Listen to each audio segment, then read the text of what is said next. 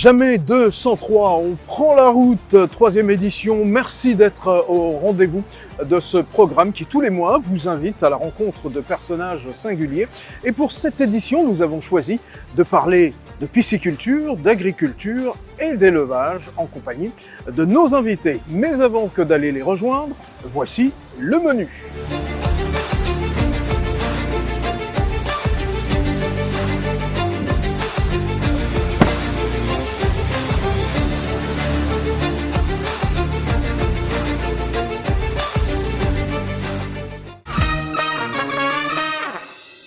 Bienvenue dans ce troisième épisode de On prend la route. Petit tour à bord de la Jetour T2 pour chauffer le moteur. Ensuite, on met le cap sur Japoma, première destination. Premier passager à bord, Abel Tamwafo, promoteur du centre de formation Jardin d'Afrique. Petit arrêt à la station-service Radex pour faire le plein d'essence. Prochain passager, Ghislain Edgar Biakoum, ingénieur à Lyotte, pêche et aquaculture. Une pause s'impose pour la minute Jetour avec Léa Tienne, commerciale de Sky Motor. On reprend la route pour une nouvelle destination, le conseil auto avec Cédric Amougou. On accélère pour attraper le flash à faire. Monique Naoussi donne les bons plans économiques. On termine notre tournée à Dibombari pour découvrir la pisciculture avec Audrey Écolo. Le tour de ville terminé, on coupe le moteur.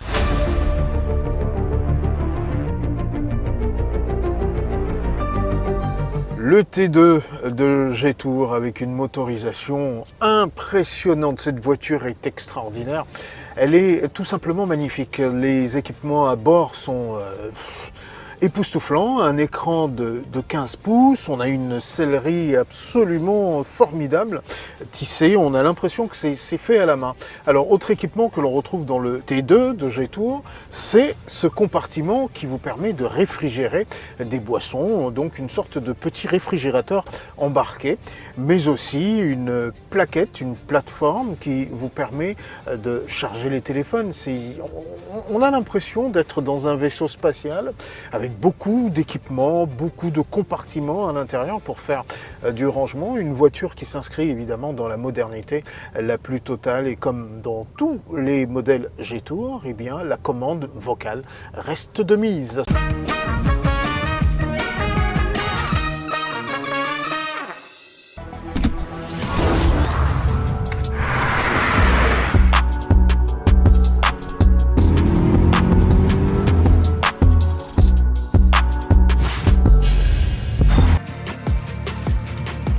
Mesdames et messieurs, bonsoir. C'est un immense plaisir pour moi aujourd'hui de vous présenter notre modèle le plus robuste, le plus coriace, j'ai nommé le Jetour T2. C'est une véritable machine de guerre, une seule envie, monter à bord et explorer toutes les villes du Cameroun. Le Jetour T2 est un SUV de taille moyenne et se caractérise par son design assez particulier qui allie à la fois modernisme, robustesse et élégance. À l'avant, nous avons les phares et les feux entièrement LED qui permettent un bon éclairage sur nos routes. Sa garde au sol de 24 cm est un véritable atout pour son utilisation au quotidien et même lors des escapades hors route.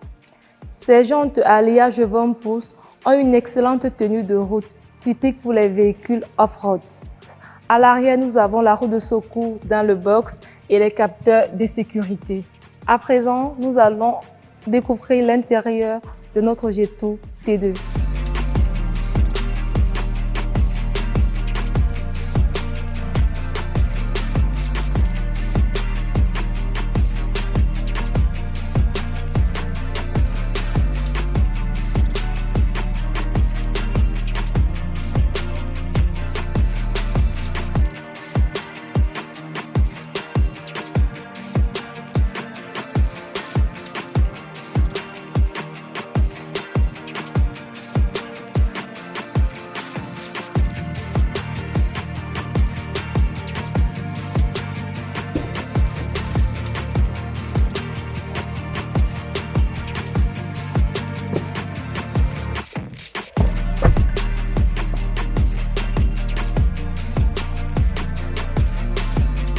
À bord de notre Jetour T2, nous sommes immédiatement séduits par la finesse de cette voiture et les finitions. C'est un condensé de finesse et de haute technologie. Le T2 est un véhicule haut de gamme premium.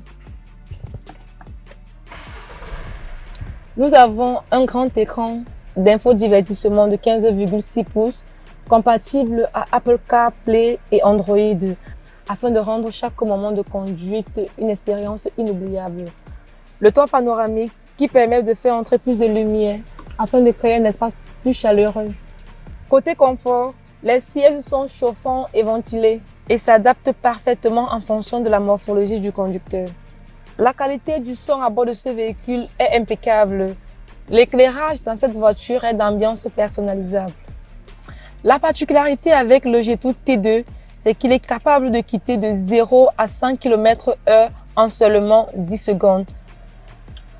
En termes de sécurité, nous avons des caméras 360 degrés permettant de vérifier tous les angles morts et le contrôle de stabilité, tout ceci rendant la conduite beaucoup plus facile. Tout compte fait, le Jetour T2 est un véhicule haut de gamme, de haute technologie, alliant à la fois confort, robustesse et puissance, capable de s'adapter à tout type de route. C'est un véritable compagnon de route.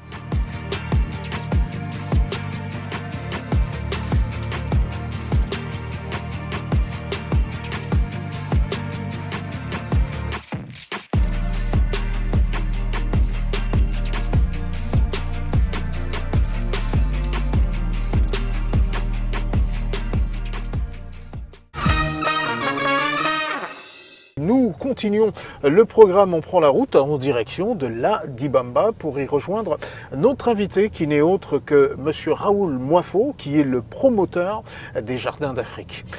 À tout à l'heure.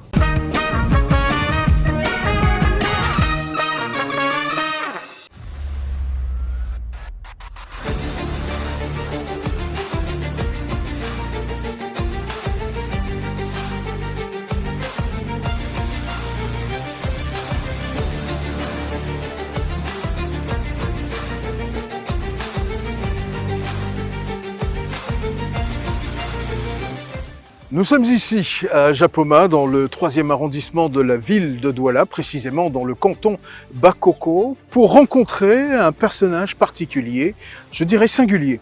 C'est un jeune promoteur qui a choisi de s'investir dans la pisciculture, mais aussi dans la formation. Avec lui, on parlera d'import-substitution et de tout le reste. À tout de suite.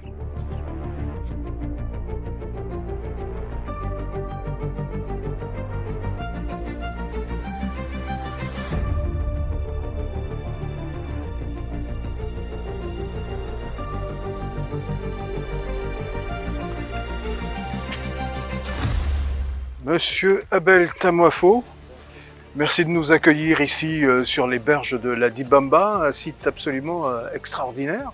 Je rappelle que vous êtes le promoteur de l'Institut supérieur des Jardins d'Afrique. Mais avant que de se plonger dans notre échange, dans notre entretien, est-ce que vous pouvez nous parler de l'Institut supérieur des Jardins d'Afrique? Oui, l'Institut supérieur des Jardins d'Afrique est une école qui découle de l'entreprise agricole Jardins d'Afrique, qui est spécialisée dans la production animale et la production végétale et qui a décidé de se concentrer ou encore de s'orienter sur l'éducation.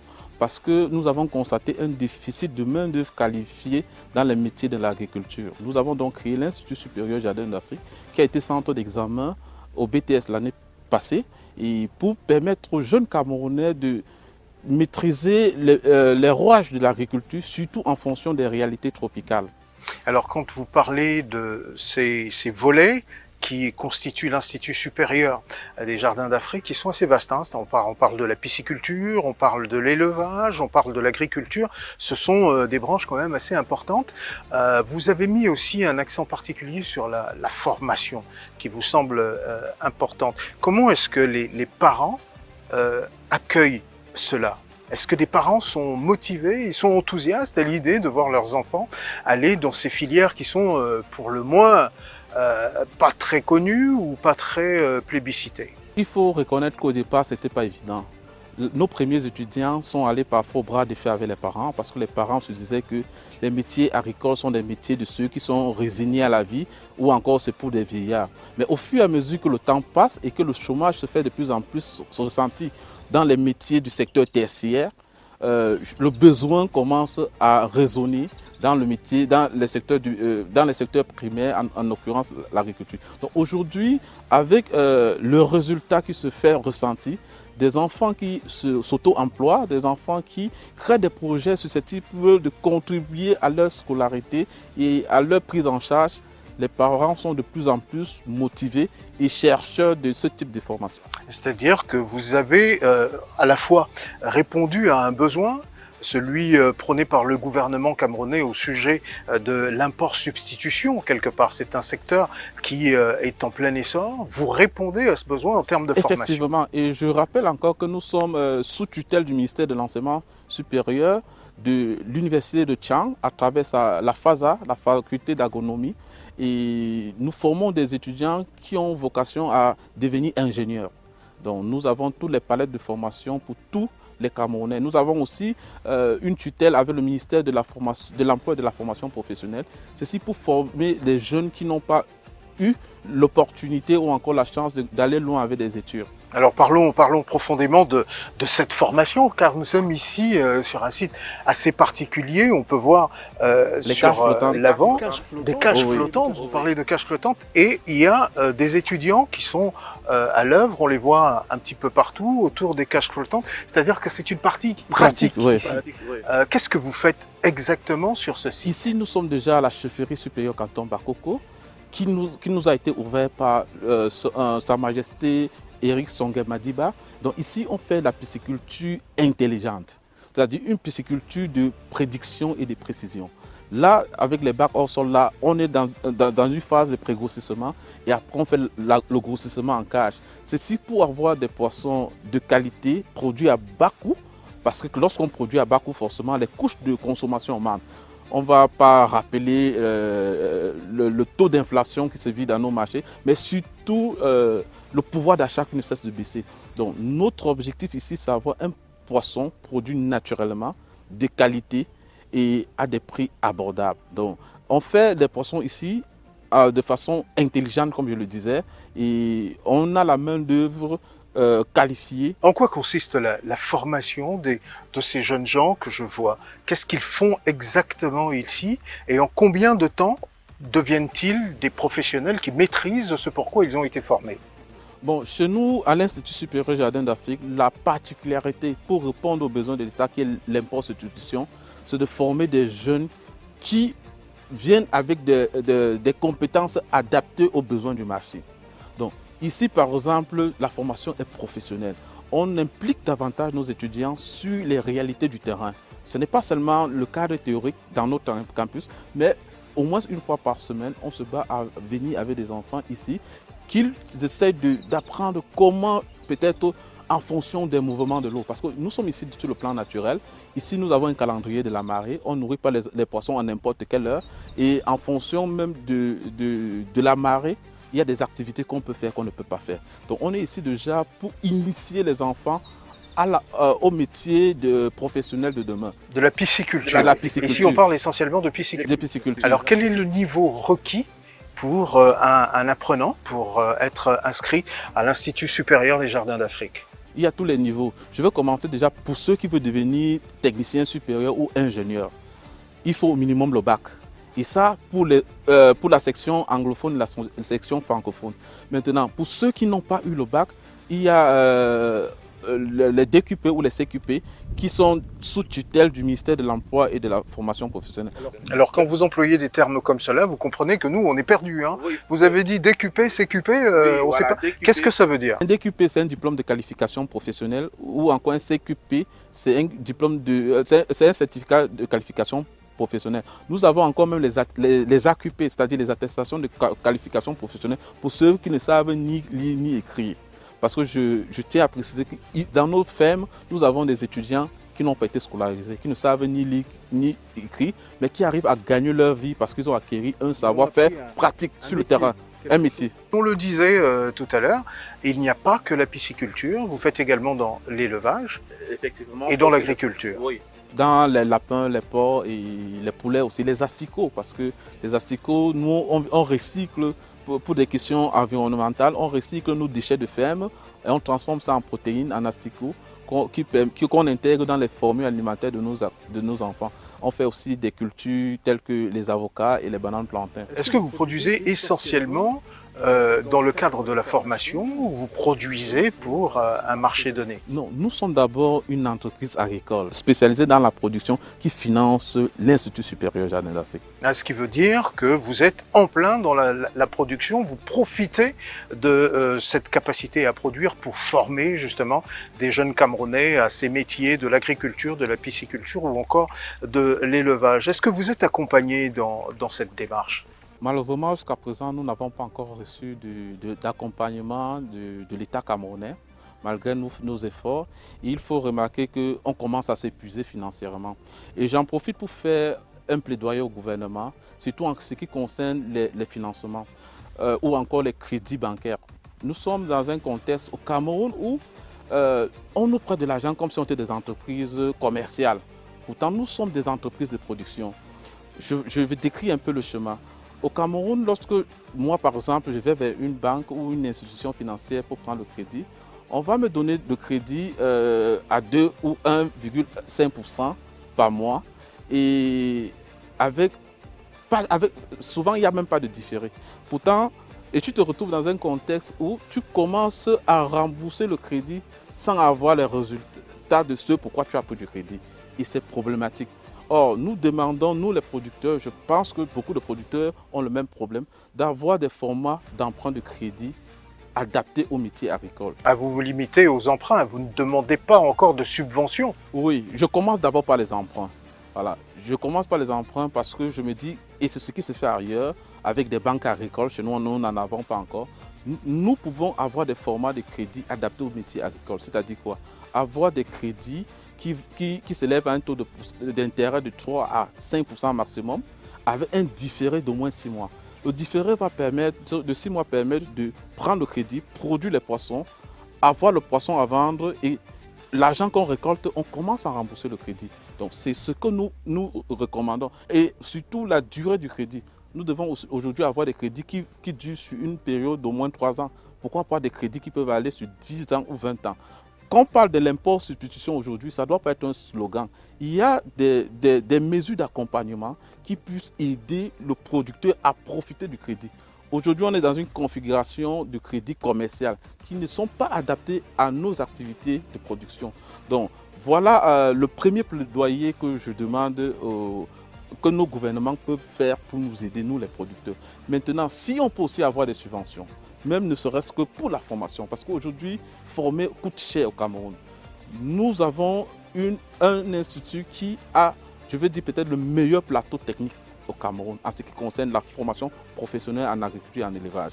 Mais nous n'avons pas encore reçu 1 centime de l'État. Vous avez engagé des démarches dans ce sens?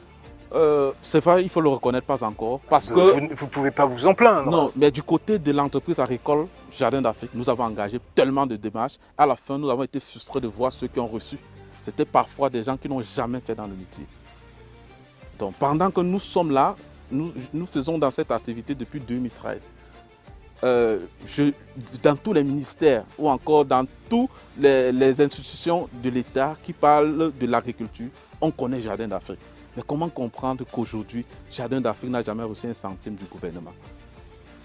Quand il faut certaines informations du terrain, nos administrateurs nous contactent. Quand il faut encadrer les étudiants de l'État, on les envoie vers nous. Quand il faut faire la recherche, collecter les données, on les envoie vers nous. Mais quand il faut subventionner, on ne nous connaît plus.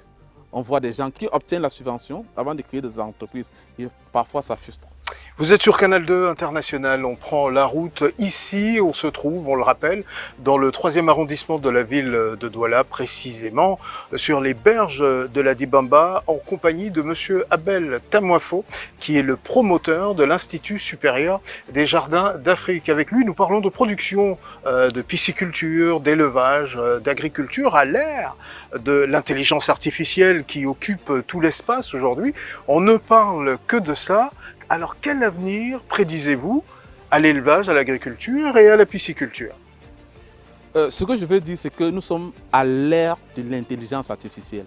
L'intelligence artificielle, aujourd'hui, c'est l'aide à la décision. C'est la décision. Ici, proprement dit, nous utilisons déjà l'intelligence artificielle à travers prévision de la marée.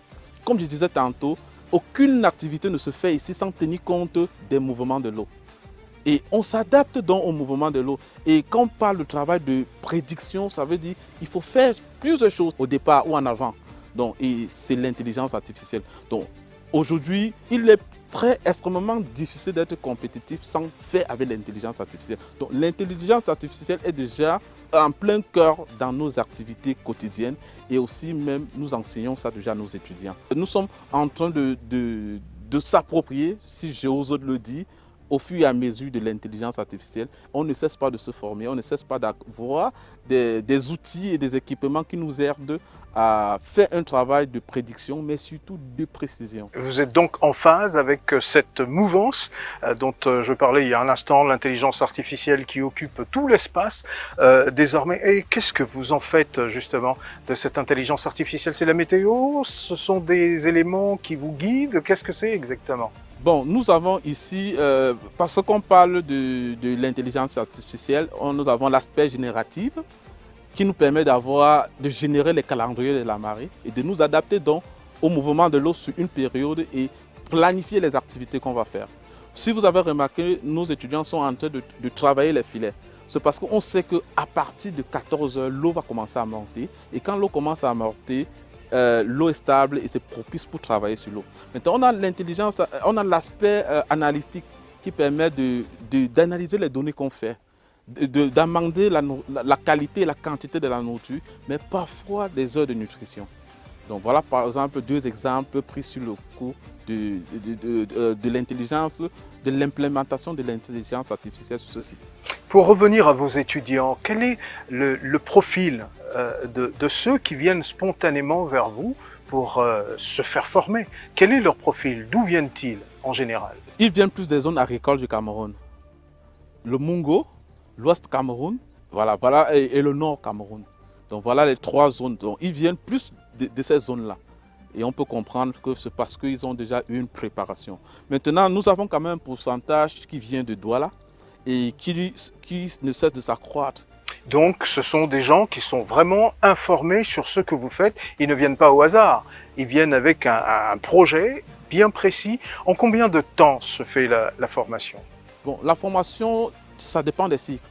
Nous avons des formations à cycle de 12 mois pour ceux qui n'ont pas le baccalauréat. Maintenant, nous avons des formations de 2 ans et 5 ans pour ceux qui ont le baccalauréat et qui souhaitent être technicien supérieur ou encore ingénieur de conception dans le domaine agricole. Monsieur Abel Tamoifo était avec nous dans le programme On prend la route sur Canal 2 International pour nous apporter quelques lumières sur l'élevage, la pisciculture, mais aussi l'agriculture qui sont des secteurs porteurs, vous l'aurez compris. Nous vous remercions infiniment en vous souhaitant évidemment bon vent aux côtés des institutions nationales, aux côtés du gouvernement camerounais que vous avez interpellé tout à l'heure pour ce qui est de l'accompagnement et des subventions. On aura retenu ça de notre échange. Merci encore. Je dis encore merci à toute l'équipe de Canal 2 et merci à vous. C'est un honneur pour moi et pour toute l'équipe que je représente parce que derrière moi il y a toute une armée. Et de vous dire merci, c'est un honneur de vous recevoir ici et espérons que dans un an on aura le fruit de cet entretien. Nous quittons à présent ce site magnifique sur les berges de la Dibamba pour notre prochain arrêt avec notre partenaire Tradex.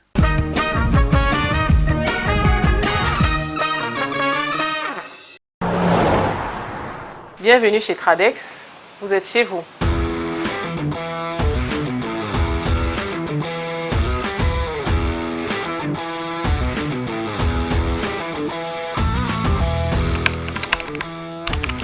Le lubrifiant automobile, c'est un fluide qui permet de faciliter le mouvement entre 2 pièces mécaniques en contact. Étant donné que dans un moteur, nous avons plusieurs pièces mécaniques qui sont en contact, et bien le lubrifiant permet de garder le moteur dans un bon état pendant son fonctionnement. Tradex a plusieurs gammes de lubrifiants automobiles. Nous avons les lubrifiants 100% synthétiques. Comme vous le voyez à l'image, le technicien de baie qui est en train d'utiliser un lubrifiant 100% synthétique. Nous avons les lubrifiants semi-synthétiques et les lubrifiants d'origine minérale. Nous avons également les produits d'entretien automobile comme les liquides de refroidissement, Un conseil, ne jamais mettre l'eau dans son radiateur à la place du liquide de refroidissement. Nous avons les lave-glaces, nous avons les liquides de frein et les huiles pour boîte de vitesse automatique et manuelle. Les lubrifiants Tradex sont fabriqués en Espagne dans un blending qui respecte les normes les plus sévères en termes de qualité, de sécurité et d'environnement. La formulation des lubrifiants Tradex est faite pour être adaptée à notre environnement, notamment la qualité de carburant, l'état des routes et également les conditions environnementales qui sont assez poussiéreuses. Et enfin, les lubrifiants Tradex sont dotés de normes internationales des organismes certificateurs et également ils sont homologués par les fabricants automobiles.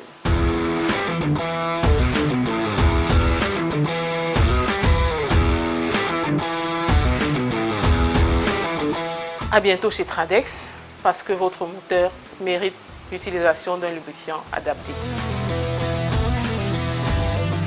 A lubricant is a fluid that facilitates the movement between two mechanical parts in contact and also helps to increase the performance of engine. There are several types of lubricants. Lubricant based on mineral oil, that is from refined crude oil, synthetic oils, that is from chemical processes being made in the laboratory, and semi-synthetic oil, which is a mixture or a blend of synthetic and mineral oil.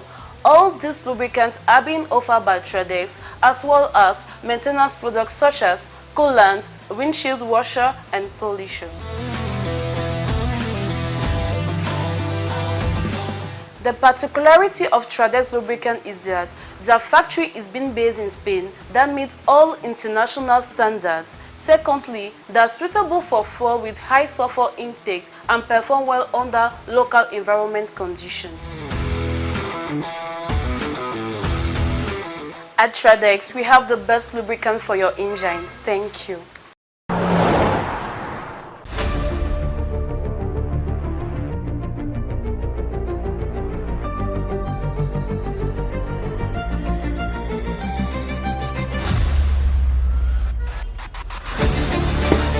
Après avoir touché du doigt quelques réalités de la pisciculture en compagnie d'Abel Tamoafo, le promoteur des Jardins d'Afrique, je vous propose à présent d'aller à la rencontre histoire d'en savoir davantage sur l'impact économique de la pisciculture au Cameroun.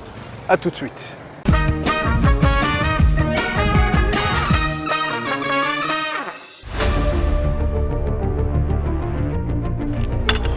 Pour cet autre arrêt, autour d'une tasse de café 100% camerounais, on a le plaisir d'échanger avec M. Biakoun Ghislain Edgar, qui est ingénieur à Lyotte, directeur de l'école pratique d'agriculture et d'agro-industrie de Dizangué. Ghislain, bon après-midi. Bon après-midi, Eric Otou.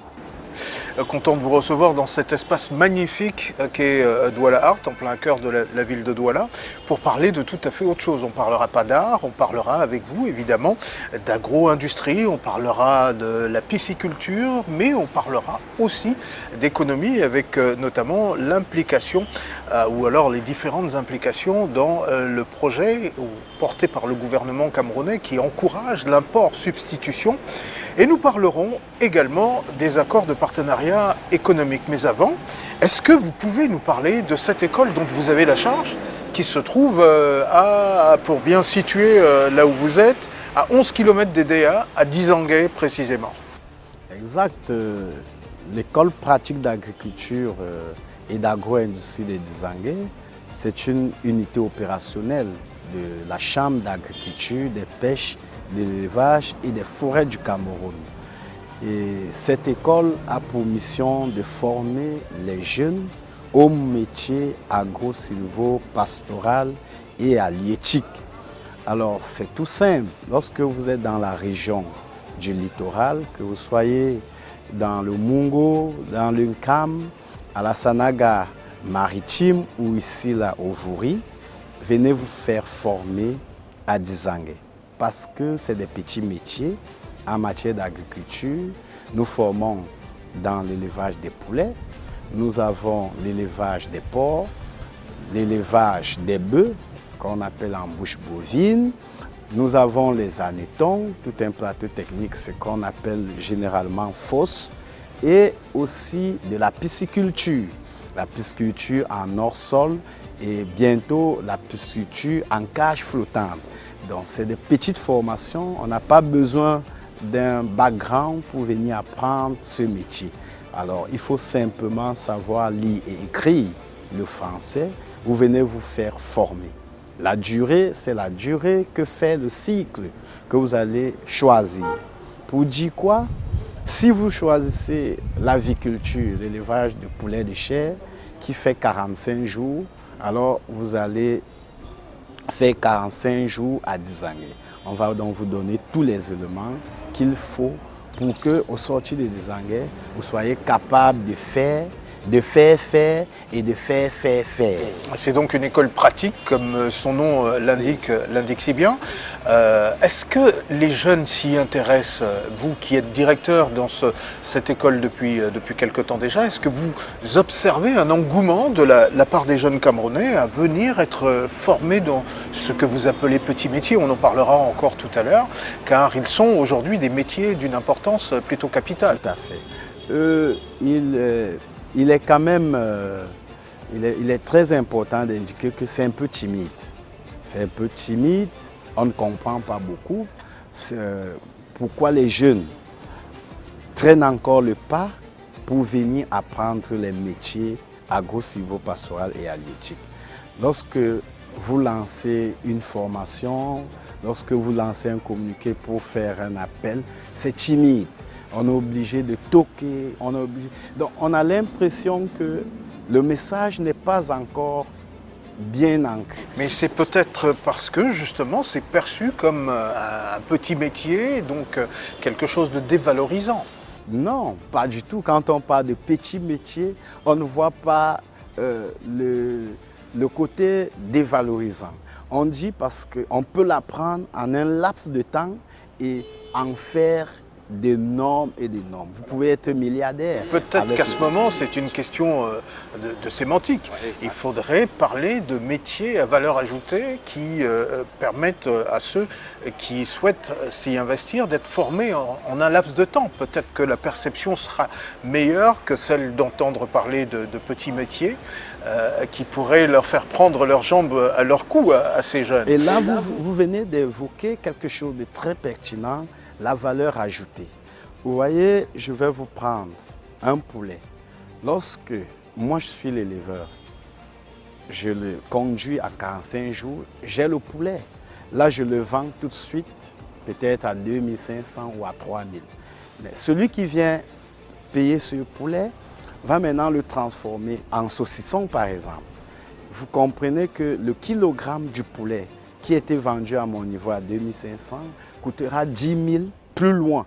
C'est un ensemble de petits métiers, mais qui en fait toute une chaîne de valeur qui crée d'emplois et qui crée de la richesse. Alors peut-être faut-il davantage en faire la promotion pour que la jeunesse camerounaise s'y intéresse tout particulièrement. C'est un secteur qui est porteur sur le plan économique. Qu'est-ce qu'on peut en dire d'ailleurs aujourd'hui en termes de manque ou de déficit? Qu'est-ce qu'on peut en dire? Oui, pour en parler, je serais obligé de prendre par exemple une filière comme celle que j'ai été suffisamment formé, la pisciculture. Alors, c'est l'élevage des poissons. Mais vous voyez, le monde, c'est 7 milliards d'habitants. Et on vous dit, c'est l'une des protéines la plus consommée au monde. Maintenant, comment vous faites pour avoir du poisson sur votre table?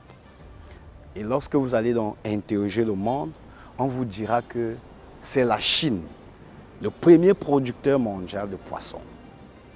Et lorsqu'il est premier producteur, ce pays, lorsqu'il est premier producteur du poisson, il doit le vendre à tout le monde entier. Quand un bateau de pêche ou lorsque le poisson sort d'un étang en Chine, vous avez les opérateurs économiques du monde entier qui voudraient acheter pour leur population. Alors vous avez là les Européens, vous avez les Américains, vous avez les Africains. Mais je vais vous dire une chose, c'est celui qui a de l'argent qui achète du bon produit, du meilleur produit. Alors si vous venez avec le franc CFA et que de l'autre côté quelqu'un vient avec le dollar, l'euro. On vendra d'abord la meilleure qualité à celui qui a de l'argent, c'est-à-dire du dollar. On parle là de la devise. Et c'est des produits qu'on n'aura pas choisis, donc que l'Européen n'aura pas choisi, que l'Américain n'aura pas choisi, que les opérateurs économiques africains prendront pour qu'on ait quand même quelque chose à manger. Est-ce que vous comprenez ça? Ça veut dire que lorsque ça vient, nous avons un produit des dernières valeurs. Alors, pourquoi? Pourtant, nous avons les cours d'eau au Cameroun. C'est le seul pays au monde où chaque département porte le nom d'un cours d'eau, voire deux. Vous êtes ici dans le Vouri, c'est un fleuve. Vous allez là dans le Nkam, le département du Nkam, c'est un fleuve. Le Nyoneke, les deux fleuves, ainsi de suite. Nous avons la mer. Nous avons donc tout ce qu'il faut pour produire du poisson.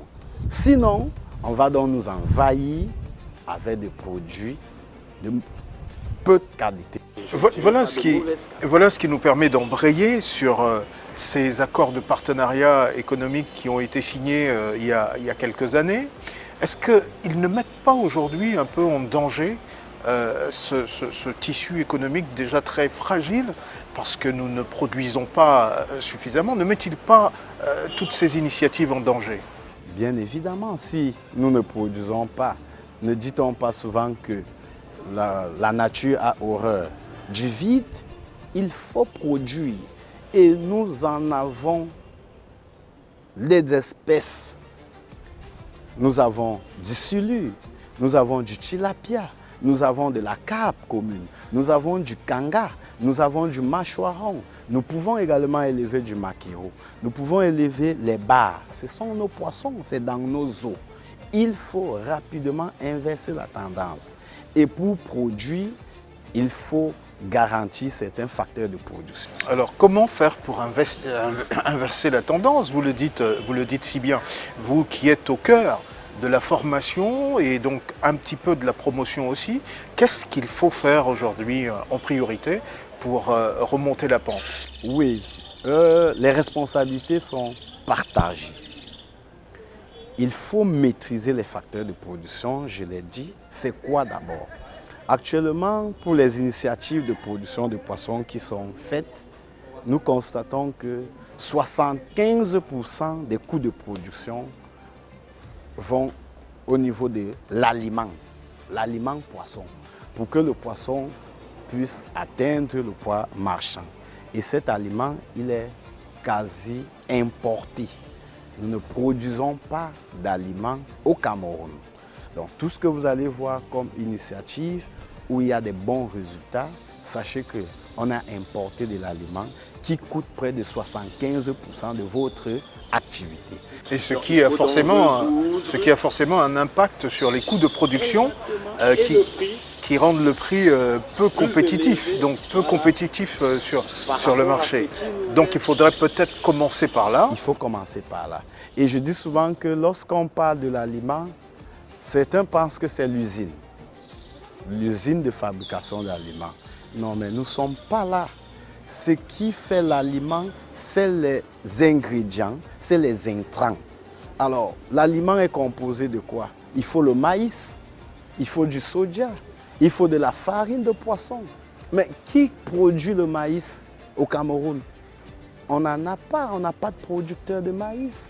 Et même pour produire ce maïs, le maïs qu'on produit pour que je puisse briser et le consommer, ce n'est pas le même qu'il faudra utiliser dans la production de l'aliment du poisson.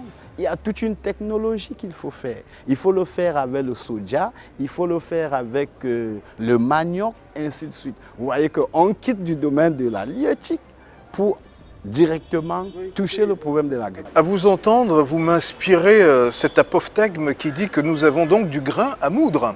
Il y a beaucoup de choses à faire dans ce domaine. C'est vraiment vierge. Mais c'est l'information peut-être qui manque suffisamment on n'est pas informé, on ne sait pas qu'il y a des niches, parce que ce sont de véritables niches économiques qui sont laissées en friche, pour ainsi dire.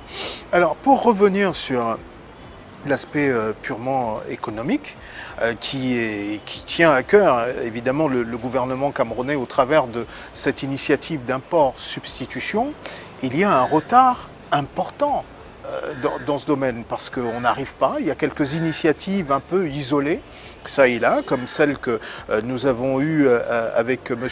Tamoifo dans le précédent entretien et avec Mme Ekolo un peu plus tard.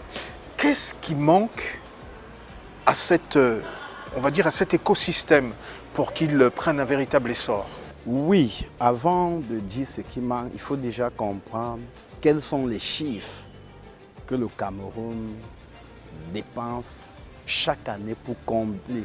Parce que là, c'est un problème entre la demande, entre l'offre et la devise. Alors, je resterai toujours dans ce domaine-là du poisson. Parce que lorsque vous lisez dans le secteur économique camerounais, le poisson est parmi les produits qui influencent notre balance commerciale. Le poisson, parce que, ça je vais vous le dire, le Cameroun dépense plus de 150 milliards chaque année pour importer du poisson pour combler le déficit. Alors, il faut rapidement capter ces 150 milliards qui vont plutôt enrichir les acteurs des autres pays. Donc, il faut être formé, il faut s'informer.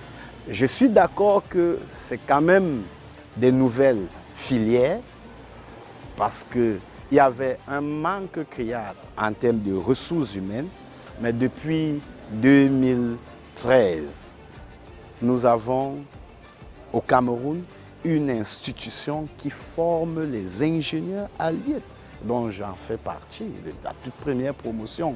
Donc il y a quand même aujourd'hui les ressources humaines qualifiées. Ça, c'est les premières solutions lorsqu'on veut faire développer. Alors là, on est dans le chapitre des bons points. Seulement, il y a aussi le mauvais côté, le mauvais chapitre. J'en viens. Et je vous laisse le soin de mettre le doigt là où ça fait mal. Oui, là où ça fait mal, c'est que techniquement, il y a des espèces que nous ne pouvons pas.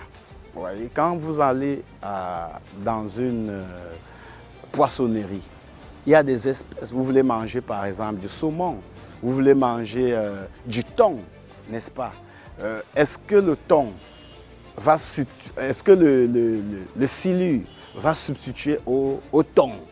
Donc ces habitudes alimentaires que nous avons restent un frein à notre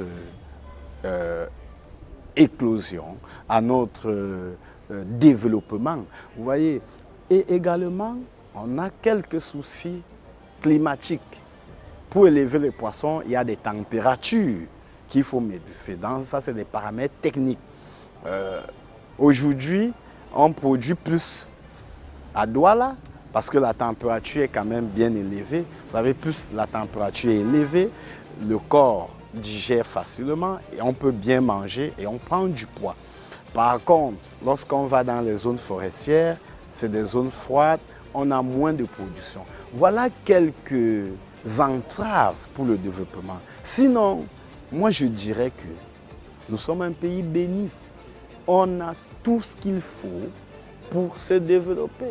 Mais il faut une volonté politique. Ah, mais très bien, j'allais parler de cela dans ce qui fait mal. Vous avez oublié les moyens. Les moyens d'abord, et mis en place par les décideurs. Les processus ou alors les procédés qui permettent d'inciter à se lancer dans ces filières. C'est ça, c'est ce que je suis en train de dire, parce que quand on interroge les décideurs, parce qu'ils nous ont écoutés, on a dit commencer par la ressource technique. Après la ressource technique, on fait des essais. Mais il faut passer à l'industrialisation. Et c'est là où ça devient pertinent. J'ai fait une petite observation dans notre environnement au Cameroun. Lorsque vous prenez l'agriculture, vous allez trouver qu'il y a un instrument, une institution une entreprise chargée de la production industrielle, n'est-ce pas? Je prendrai l'exemple de Semri, qui est spécialisée dans la production industrielle du riz. Il y a Evecam, il y a Socapal, il y a la Soda de coton, n'est-ce pas? Mais dans le secteur halieutique, on n'en a pas. On n'en a pas. Il faut ces instruments qui boostent à capitaux publics ou privés, public-privé, ou même interroger, permettre à ce que le privé, les vrais privés, les vrais entrepreneurs s'intéressent à l'activité. Est-ce qu'il n'y a pas de ressources au Cameroun? Est-ce qu'il n'y a pas d'opérateurs économiques? Donc c'est le lieu pour nous de dire, mais pourquoi on laisse ces activités génératrices de revenus, créatrices d'emplois et tout? C'est quand même un... On prend la route s'efforce à chacune de ces éditions de donner la parole à ceux qui ont des choses à dire, des faire savoir, à faire connaître, et nous nous efforçons donc, comme je le disais, à chaque numéro. Nous recevions pour cet autre arrêt M. Biakoum Ghislain Edgar, qui est directeur de l'école pratique d'agriculture et d'agro-industrie de Dizanguet. Est-ce qu'on peut se laisser aller à dire un dernier mot? À Dizanguet, il fait beau vivre. À Dizanguet, on est entouré des agro-industries telles que la Socapalm, Evecam. Il faut venir se faire former, il faut apprendre les nouveaux métiers parce que ça crée de l'emploi, de la richesse, ça lutte contre la famine. Ce sera le mot de la fin. Vous avez bien vendu Dizanguet. Hein. Je crois que monsieur le maire vous doit une fière chandelle. Moi, je vendrai cet espace et surtout ce café. Hein. Il est excellent. Merci. À très bientôt.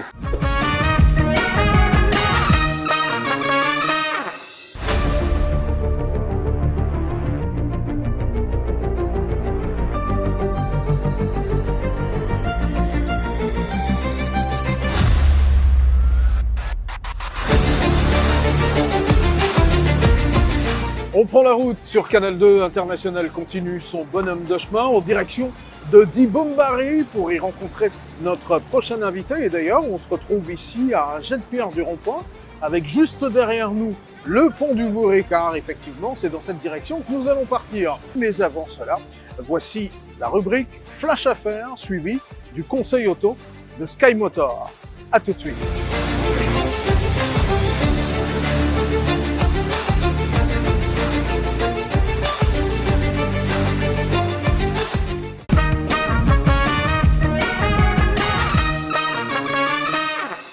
Les villes mortes consécutives à la crise post-électorale n'ont pas été sans conséquences sur l'économie.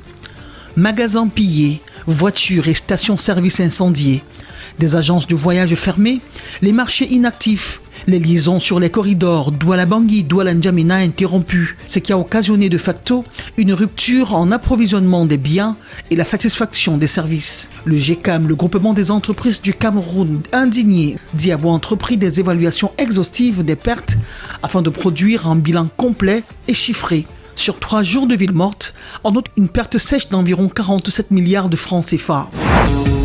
Le capital social minimum des banques et établissements financiers revu à la hausse par la COBAC, de 10 à 25 milliards pour les banques commerciales et d'1 milliard à 4 milliards pour les établissements financiers.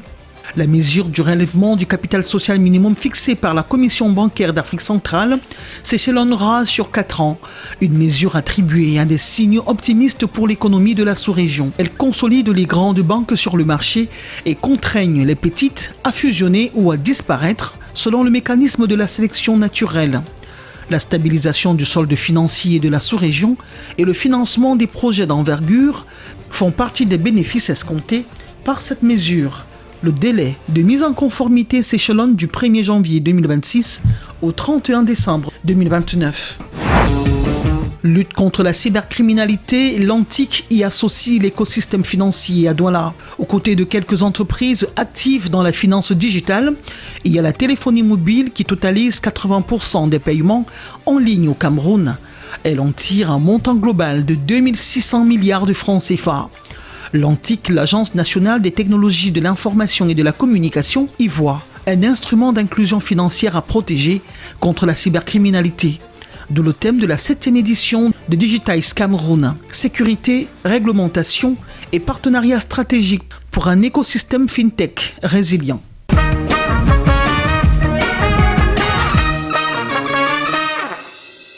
Bonjour, bienvenue dans l'un de nos magasins de pièces détachées d'origine chez Sky Motor. Notre SAV est au cœur de notre engagement pour la satisfaction de nos clients après acquisition de leur véhicule. Notre SAV propose une large gamme de services afin de garantir confort, sécurité et sérénité à nos clients. Nous assurons un diagnostic électronique fiable, des maintenances préventives et correctives, des réparations mécaniques complètes et surtout la fourniture des pièces détachées d'origine Jetour afin de préserver la performance de vos véhicules. Nous mettons également à disposition un service d'assistance disponible 24/24, 7 jours sur 7, peu importe le lieu où vous trouvez. En cas de panne sur route, pas de souci, contactez tout simplement Sky Motor et notre assistance dépêchera une équipe d'intervention mobile qui viendra vers vous sans frais pendant votre période de garantie. Dès l'arrivée de votre véhicule dans nos ateliers, nos équipes effectuent un diagnostic rapide et précis grâce aux équipements de pointe et un personnel hautement qualifié. Chaque étape est suivie avec rigueur. Analyse du problème, réparation avec pièces d'origine, contrôle de qualité avant restitution du véhicule. Et s'il s'avère que les délais de réparation soient prolongés, nous mettons également à disposition un véhicule de courtoisie afin que nos clients puissent continuer leurs activités sans interruption. Notre SAV est un service rapide, professionnel et essentiellement centré sur la satisfaction de nos clients. Notre priorité est de faire en sorte que votre Jetour reste performant, sûr et durable.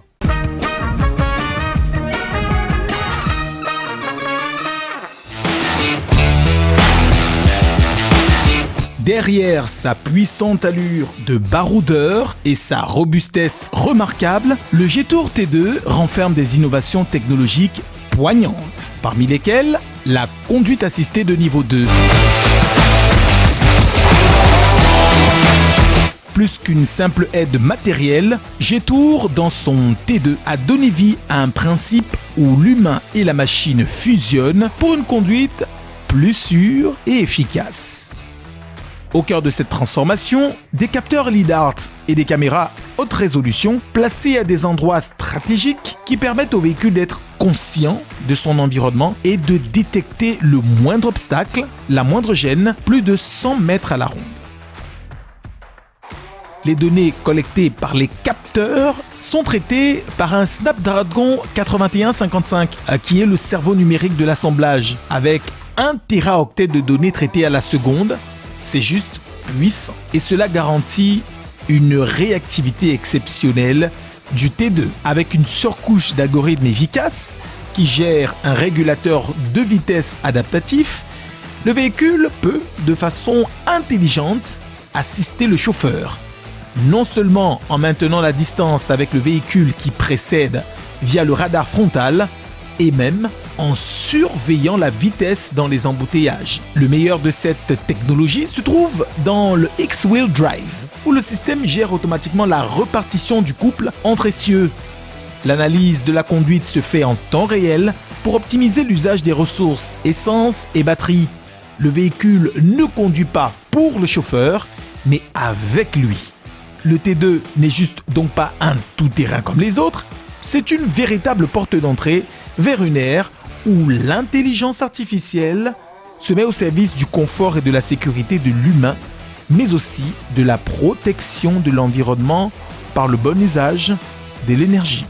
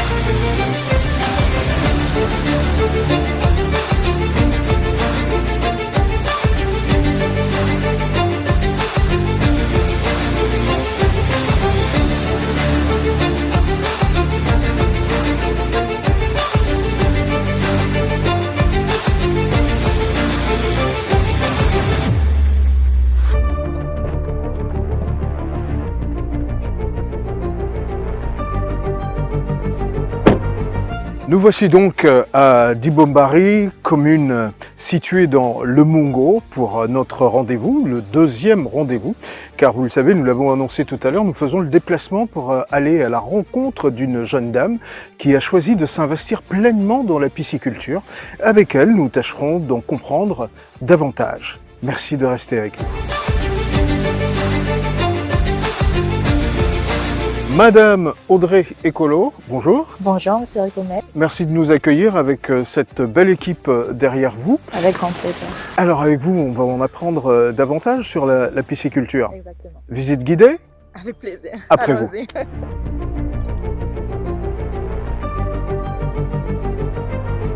Vous avez un cursus académique qui vous prédestinait à tout à fait autre chose. Vous allez d'ailleurs nous en parler un petit peu. Mais ce qui est intéressant, c'est de savoir comment vous êtes passé de cette carrière dans la finance ou dans le management pour vous retrouver pleinement investi dans la pisciculture. Je dirais que déjà, depuis mes 17 ans, je ressens vraiment ce besoin-là, ce fort instinct de pouvoir contribuer au développement de mon pays et de mon continent, l'Afrique, notamment à travers l'entrepreneuriat. Dans l'entrepreneuriat, en fait, ça fait très longtemps que je le considère comme ma vocation.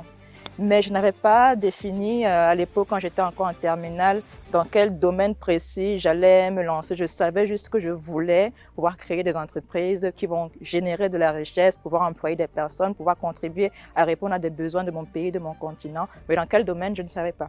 Donc c'est avec cette idée assez fixe en tête que je suis donc allée obtenir une licence en administration des entreprises et un master en audit et contrôle de gestion à l'UQAC.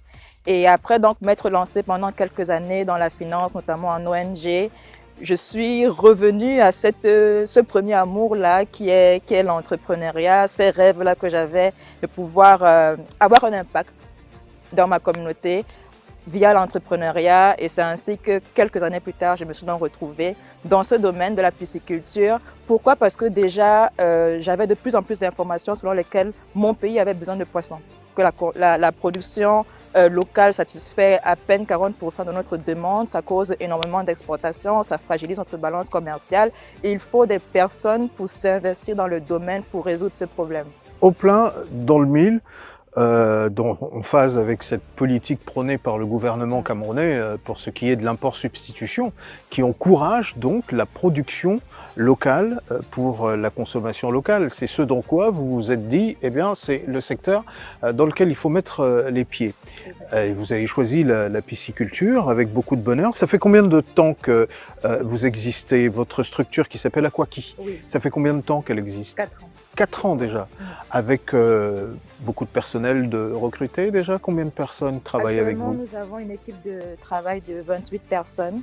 Et il faut préciser qu'en plus de pouvoir travailler cet enjeu de souveraineté alimentaire, nous sommes également investis dans la contribution à l'émancipation socio-économique des femmes et jeunes filles de la zone rurale. C'est pourquoi notre site de production est basé ici à Dibombari. Et donc, parmi les 28 personnes avec qui nous travaillons, 80% justement sont ces femmes et jeunes filles que vous allez pouvoir également rencontrer plus tard, pour lesquels nous sommes fiers de pouvoir, à travers cette activité, à travers Aquaki, fournir des revenus réguliers qui leur permettent également de subvenir à leurs besoins de base, de pouvoir contribuer à bâtir la communauté.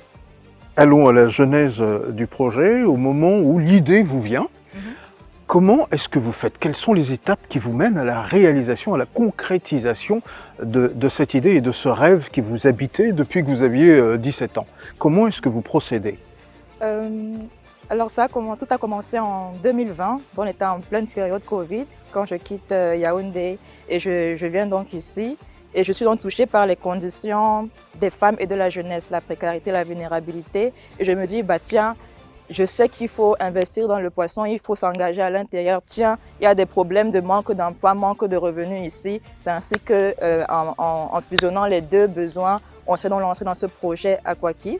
Et il faut dire que ça n'a pas été facile du tout, ça a même été difficile parce que, comme vous l'avez rappelé et souligné, je n'ai pas une formation dans la pisciculture. Oui, mais au-delà de la formation, oui. il y a quand même une question de financement. Bien Parce sûr. que pour mettre en place une structure comme celle-ci, la volonté ne suffit pas malheureusement. Bien sûr, mais il faut dire que Aquaki, ça n'a pas toujours été 32 bacs de 5 mètres cubes. Aquaki a commencé avec 2 bacs et puis au fur et à mesure, on a multiplié les bacs. Donc au début, on a vraiment commencé de manière très modeste. On s'est appuyé aussi sur le Love Money. Vous savez, c'est le moyen de financement le plus courant pour les jeunes start-upers parce que c'est pas évident d'avoir des financements auprès des banques. Donc on recourt au Love Money auprès de nos proches. Et c'est ainsi que vraiment modestement, avec 2 bacs, on a commencé. Et puis on en a eu 10, on en a eu 16. Et... On va rentrer un peu dans le secret de Aquaki. Vous avez démarré avec combien? 2 bacs? Non, combien d'argent? Au début, nous avons démarré avec, on va dire, 300 000 francs CFA. Dans un premier temps, parce que, comme je disais, il fallait déjà pouvoir tester.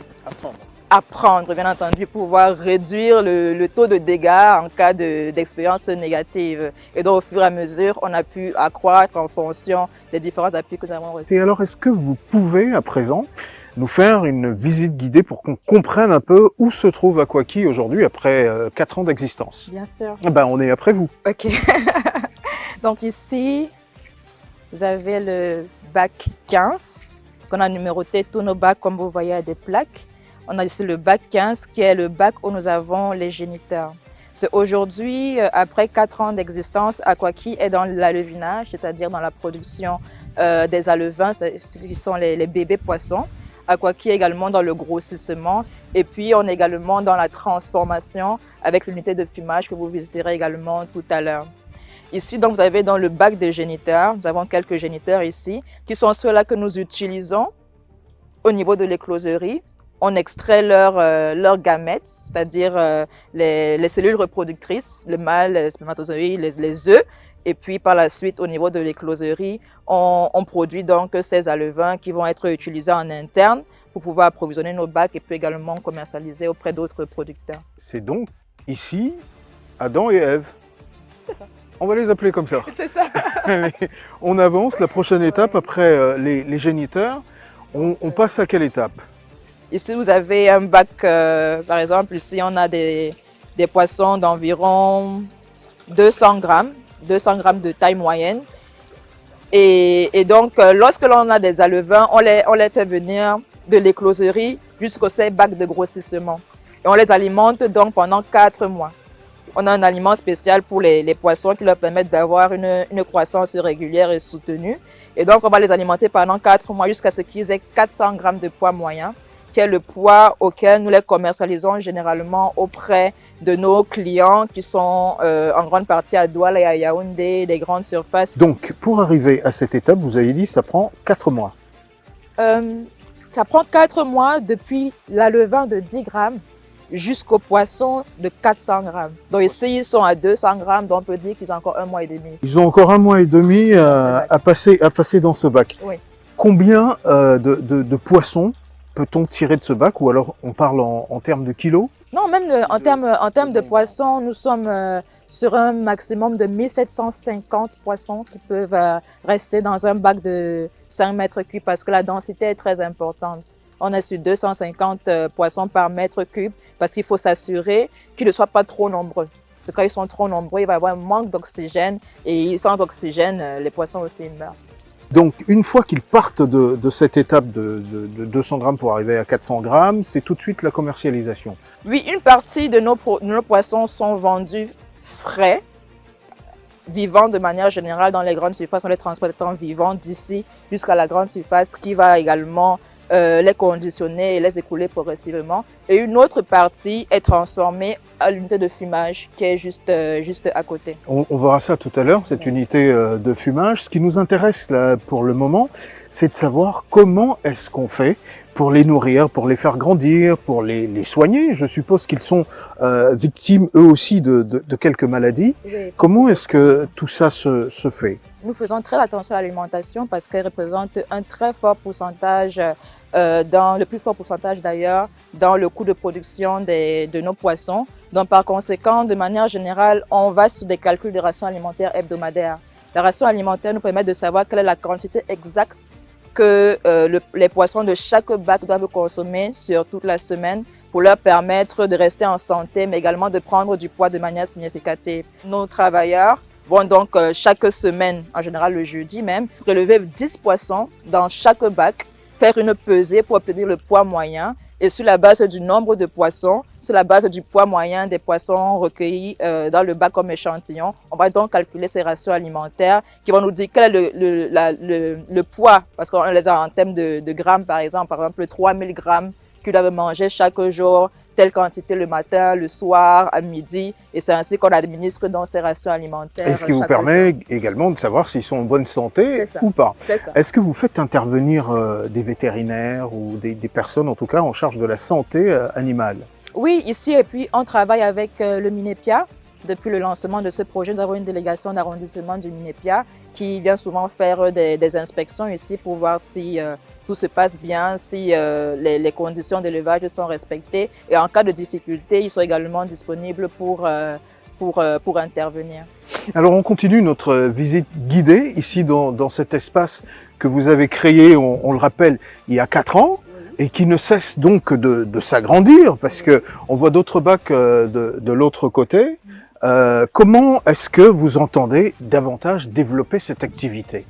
Pour faire grandir notre capacité de production, vous avez sur le côté par exemple des bacs qui sont en train d'être mis en service. Nous avons mis en place la semaine dernière un nouveau forage pour approvisionner ces bacs, ce qui va nous permettre donc de pouvoir multiplier par 2 notre capacité de production et de servir davantage les marchés. Et puis nous souhaitons également pouvoir nous équiper de plus de matériel au niveau de l'unité de fumage qui est à moderniser pour pouvoir aussi à ce niveau accroître notre capacité et contribuer donc à résoudre ce problème de base mentionné dès le départ, le déficit dans la production de poissons au Cameroun. Est-ce qu'on peut se permettre de voir un petit peu comment on les alimente? Parce que c'est souvent quelque chose d'assez spectaculaire. On voit des poissons qui jaillissent de partout pour pouvoir avoir la part du lion, comme dirait l'autre.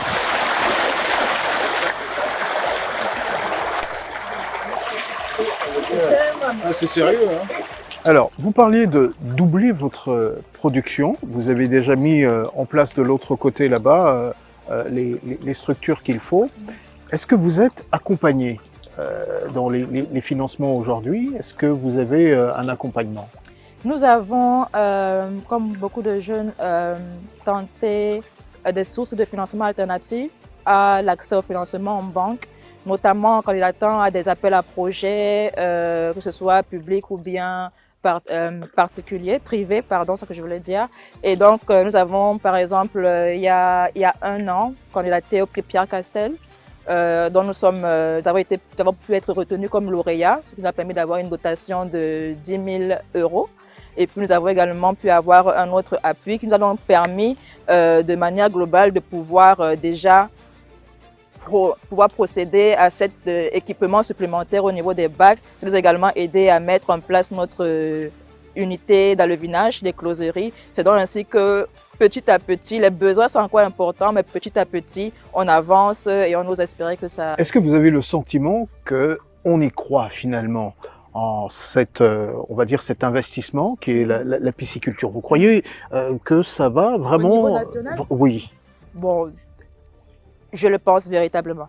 Je pense véritablement que la pisciculture est entrée déjà dans le cœur des consciences des Camerounais. Je ne sais pas s'il y a énormément de Camerounais aujourd'hui qui ne savent pas que la pisciculture, c'est un secteur majeur aujourd'hui sur lequel le gouvernement, notamment le MINEPIA, met énormément d'efforts pour pouvoir booster cette activité-là. Donc je pense que la pisciculture, c'est vraiment intégré dans notre quotidien. Tout le monde n'y est pas certes, mais je pense que les Camerounais ont pu capter l'importance de se lancer dans ce domaine. Beaucoup l'ont fait ces 10 dernières années. Beaucoup sont principalement dans le grossissement. Beaucoup moins dans l'alevinage, la production des alevins et des aliments, raison pour laquelle nous voulons également contribuer à résoudre ce problème dans la chaîne de valeur piscicole en nous investissant aussi dans la production d'alevins, non seulement pour nous en interne, mais pour d'autres producteurs qui sont uniquement dans le grossissement. Parlons de chiffres, puisqu'on est un petit peu dans ce sillage, pour savoir quel est le besoin aujourd'hui on sait très bien que le gouvernement insiste sur l'import substitution. Ça veut dire qu'il y a un besoin important. Que demande le marché camerounais aujourd'hui en termes dans ce domaine, le poisson? Que demande le marché camerounais? 500 000 tonnes. Et aujourd'hui, combien produisons-nous? À peine 40%, nous sommes environ sur 220 000 tonnes produits.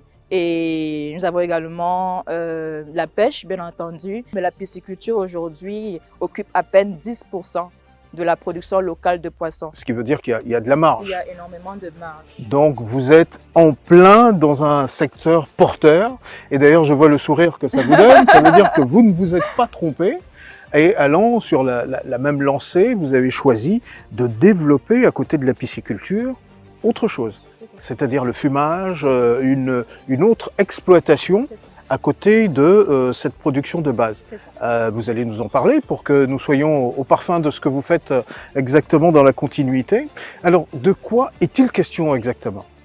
Ici, nous sommes à l'unité de fumage. De manière générale, bien entendu, on commence avec le nettoyage des poissons. Donc ici, vous avez les sealers qu'on a pris à l'unité d'élevage au grossissement. Et donc, nos dames vont donc commencer par les couper parce qu'on les vend déjà nettoyés et on a une variante qui est déjà désarrêtée. Donc, tout va commencer donc ici de ces cellules vivantes qui vont donc être nettoyées et passer par la suite à la fumaison. Mais bien entendu, après les avoir nettoyés, on va également les saler. C'est l'assaisonnement qu'on fait pour l'instant. Mais on a prévu pouvoir développer des variantes en termes de saveur. Vous avez parlé de désarrêter, c'est-à-dire enlever les arêtes. Une fois qu'on a fini le nettoyage, à quelle étape passons-nous? Ici, là, elle est en train de nettoyer les poissons. Après, ils vont être assaisonnés. Donc, on va à la fumaison qui se fait essentiellement au bois? Oui, c'est ça. Avec des bois d'arbres fruitiers qui sont collectés ici dans le village. Ici, vous avez les têtes, de l'autre côté, vous avez les queues. Pourquoi? Parce qu'ils n'ont pas les mêmes temps de fumaison. Ceux-ci vont prendre plus de temps que les queues. Attardons-nous un petit peu sur la fumaison. Ce que vous avez choisi, qui est de le faire au bois, parce qu'on sait qu'il y a d'autres façons de faire qui ne sont pas tout à fait bio. Parce que d'aucuns utilisent des matières plastiques, du tissu, du papier pour fumer le poisson et ça se retrouve très souvent sur les marchés avec des conséquences importantes dont parlent souvent les médecins, les nutritionnistes qui déconseillent d'ailleurs de consommer ce type de poisson. Vous avez choisi ce mode. Est-ce pour appliquer votre marque ou alors cela vous permet d'être compétitif? Nous avons remarqué en étudiant le marché que le poisson fumé, qui est la forme la plus consommée de poisson au Cameroun, faisait face à des contraintes de sécurité alimentaire. Et par exemple, les conditions de fumaison, le combustible qui est utilisé, vous en parliez. On sait que certains vont même jusqu'à utiliser des vêtements pour fumer des poissons.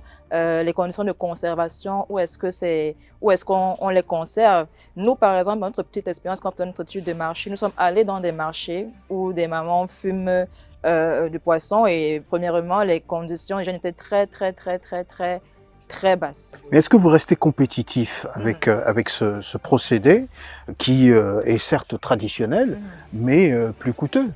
On a commencé modestement, ce fait également le cas à l'unité d'élevage. On a amélioré au fur et à mesure le dispositif. Moi, je préfère parler de traditionnel parce que c'est comme ça que le poisson se faisait fumer par nos parents, nos grands-parents. Vous n'y avez absolument rien changé, il n'y a pas d'additifs, il n'y a encore rien on va dire, qui viennent de cette modernité dont nous parlions à l'instant. Mais est-ce que ça vous permet de remplir votre cahier de charges en sachant que vous vous attaquez à un marché qui est important? Nous proposons à nos clients des produits avec une valeur ajoutée certaine, mais bien entendu, cela a des coûts. Et en passant justement de cette mode de fumaison traditionnelle, artisanale, à la phase semi-industrielle vers laquelle nous nous dirigeons, nous souhaitons pouvoir donc réduire ces coûts de production et améliorer notre rentabilité. Vous garantissez que le goût ne changera pas. En tout cas, on va s'en tenir à cela. On continue notre visite guidée, si vous en avez convenance évidemment, pour rejoindre maintenant l'autre étape qui est la conservation. Donc, lorsque nous finissons de transformer, fumer nos produits à l'unité de fumage, nous les conditionnons ici dans cette pièce et nous les conservons dans ces congélateurs. Nous en avons plusieurs ici.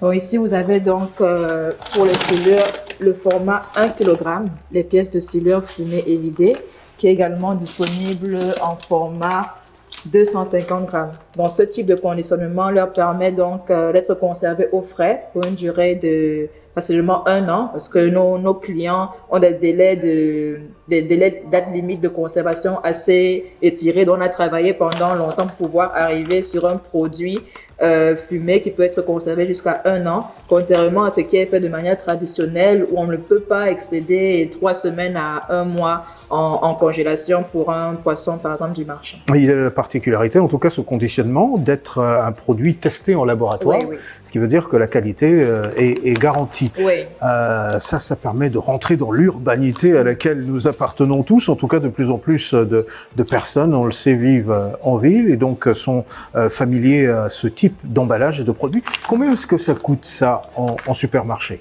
Celui-ci en 1 kilo. supermarché, il est à 7 500.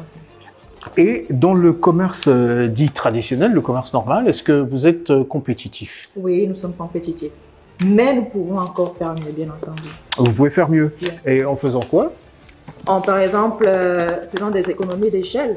Parce qu'au niveau, par exemple, de l'unité de fumage, vous avez vu que notre dispositif de fumage actuel, il est traditionnel. Parce qu'on va pouvoir s'équiper de fumoirs modernes avec de plus grandes capacités de fumaison. Nous allons pouvoir réduire notre temps de fumage. Baisser les coûts de production. Baisser les coûts parce qu'on va fumer plus avec moins de temps. Et donc, ça va nous permettre de réduire ces coûts de production et d'améliorer aussi le prix auquel nous le proposons sur le marché. Donc, lorsque le client va prendre son produit, l'ouvrir, il est en fait tout prêt, plus besoin de passer 1 heure de temps à nettoyer le poisson, enlever les arêtes. On demande dans la cuisine, on veut faire son dolet, on ouvre le paquet à Kwaki, on met directement dans la marmite et le tour est joué. Ceux-ci sont vidés. C'est ça. Ceux-ci sont nettoyés, donc vidés. C'est voilà. vraiment nettoyé et coupé en morceaux. Mais et ceux-ci sont désarrêtés. Avec des arêtes. Ceux-ci ont des arêtes. Oui, parce qu'il y en a qui aiment ça, ça avec les arêtes et qui trouvent le moyen de les trier dans la bouche et faire sortir les... Bon, on en parlera une autre fois. En tout cas, félicitations pour ces produits et ce conditionnement. Vous venez de nous faire visiter la partie congélation de tous ces produits que nous avons vus, de la chaîne. Donc, ça part d'ici pour pas le consommateur final, mais en tout cas les partenaires qui travaillent avec vous dans la distribution de ce produit. Mais on a encore une autre étape qu'on devrait voir, et celle-là, elle est particulière parce qu'elle va rejoindre le slogan de votre entreprise. Il ne faut pas que je me trompe cette fois-ci. Hein. Le terroir en bouche, alors on va savoir de quoi est-ce qu'il est question dans un instant.